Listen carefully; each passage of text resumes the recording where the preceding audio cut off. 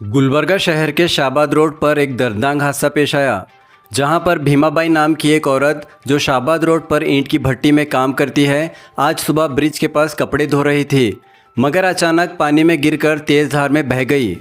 उस वक्त उसकी मासूम छोटी बच्ची भी साथ थी, जो अपनी मां के लिए रो रो कर पुकार रही थी।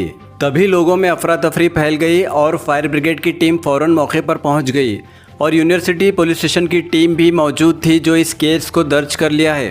काफ़ी देर सर्च करने के बाद भी भीमबाई का कुछ पता नहीं चला और तलाश अभी भी जारी है। सभी लोगों से ये गुजारिश की जाती है कि नदी, तालाब या पुल के पास काम करने से परहेज करें और बारिश के इस मौसम में अपनी हिफाजत करें।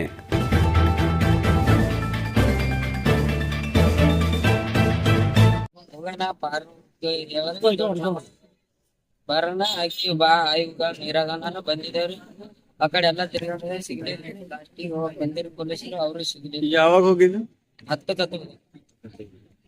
10 ಹೋಗ್ಯಾರ್ರಿ 12 1 ತಕ ಹುಡ್ಕಾಡಿದ್ರು ಒಟ್ಟ ಸಿಗ್ಲಿಲ್ಲ ಇನ್ನ ಅದ್ರ ಹುಡ್ಕಾಡಿದ್ದೇವ್ರಿ ಸಿಗಲ್ಲ ಒಟ್ಟ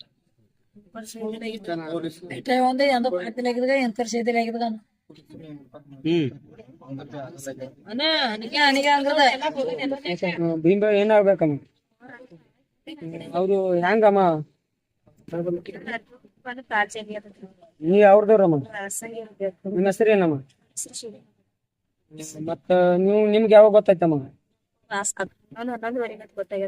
ಮತ್ತ ಬಂದು ಪಾಟ್ ಮೇಲೆ ನೋಡಿದಿರಿ? ಮತ್ತೆ ಏನು ಹುಡ್ಕಾಡಕತ್ತಾರ ಪೊಲೀಸರು?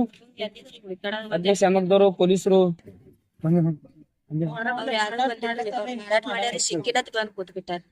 ಮತ್ತೆ ಯಾರು ಕೇರ್ ಕಿಲ್ಲೆಸ್ ಮಾಡಲ್ಲ.